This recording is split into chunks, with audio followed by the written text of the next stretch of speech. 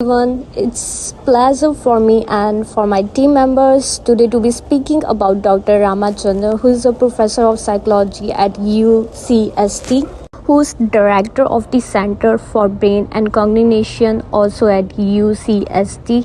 He is a remarkable person with a remarkable intellect and remarkable set of insights about how brain works. Ramachandran is a world-renowned neuroscientist and psychologist celebrated for his work in the field of neurology and cognitive neuroscience. He born in Tamil Nadu, India in 1959. He is the best known for his innovative research on brain plasticity, phantom limb syndrome, and visual perception. Would like to represent early academics and career. During his time in medical school, he encountered patients with neurological condition which depends his curiosity about the brain.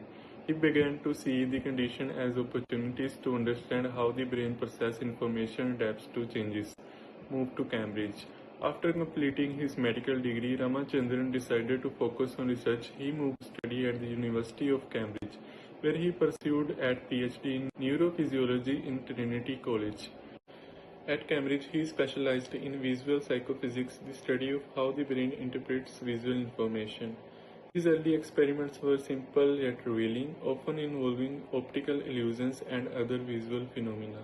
These studies helped uncover how the brain compensates for incomplete or visual inputs, providing insights, information, its problem-solving abilities. Now I would like to discuss about early career and research of Ramachandran. One of his early interests was in phantom limb syndrome, where amputates continue to feel sensation including pain in their missing limbs. His research in this area revealed how the brain can adapt and reorganize itself after losing sensory input. This concept of neuroplasticity, the brain's ability to change and adapt, became a central theme. Ever wondered that there is a fascinating and complex phenomena that challenges our understanding of pain and the human brain? It is called phantom limb pain. So it refers to the experience of pain or discomfort in a limb that has been amputated or is otherwise absent. While the limb is no longer physically present, individual often reports a sensation such as tingling, burning, itching, or severe pain in the missing limb. I have an intact limb. You watch me, you watch my intact limb. She has a phantom limb and she watches my intact limb. And I simply scratch my intact limb and you watch. Guess what happens? You feel the scratch in your phantom limb. Talking about phantom limb pain, first question arrives in our mind that why does this happen?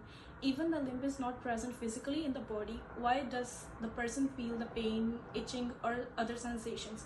So Dr. V.S. Ramachandran explained that our brain is organized like a map, with different regions controlling sensations and movement of specific body parts. When a limb is amputated, the brain's map doesn't immediately update, causing confusion. V.S. Ramachandran further explained that because the brain regions responsible for sensation in adjacent body part are close to the area where the amputated limb was, the brain continues to send signals to the missing limb. This results in sensation of pain even though the limb is no longer in the body. In the conclusion, understanding and treating phantom limb pain remains ongoing challenges involving a combination of neuroscience, psychology, and innovative therapy. But what if there was a way to trick the brain into thinking the limb is still there? That's where mirror box therapy comes in. The concept is simple.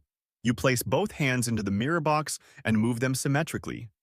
When you look at the reflection, it creates the illusion that you're moving both hands, even though one of them isn't actually moving. So I said, well, why don't we put a mirror there and have James look inside the mirror? It's just as though you have visually resurrected the phantom limb.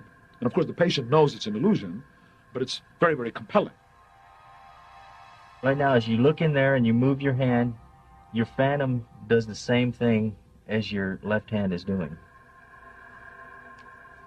First time I got in here and I've done this, and it was just like, it relieved the phantom pain, unclenched it. You know, it was just, oh, so intriguing, you know. Sometimes it's hard to explain how you felt, you know. As the brain receives these signals from the amputated parts like the actual one, the phantom pain can fade almost instantly. The Royal Society of Edinburgh International Award was given to the V.S. Ramachandran in recognition of his outstanding contribution to the understanding of brain and human behavior. The human brain, the functions and structure of the human brain, And I just want you to think for a minute about what this entails. Here is this mass of jelly, 3-pound mass of jelly, you can hold in the palm of your hand, and it can contemplate the vastness of interstellar space, it can contemplate the meaning of infinity, and it can contemplate itself contemplating on the meaning of infinity. And there is this peculiar recursive quality that we call self-awareness, which I think is the holy grail of neuroscience, of neurology, and hopefully someday we'll understand how that happens. Okay, so how do you study this mysterious organ? I mean, you have 100 billion nerve cells, little wisps of protoplasm, interacting with each other, and from this activity emerges the whole spectrum of abilities that we call human nature and human consciousness. How does this happen? Well, there are many ways of approaching the functions of the human brain. One approach, the one we use mainly, is to look at patients who have sustained damage to a small region of the brain, or there's been a genetic change in a small region of the brain. What then happens is not an across-the-board reduction in all your mental capacities, a sort of blunting of your cognitive ability. What you get is a highly selective loss of one function with other functions being preserved intact. And this gives you some confidence in asserting that that part of the brain is somehow involved in mediating that function. So you can then map function onto structure and then find out what the circuitry is doing to generate that particular function. So that's what we're trying to do.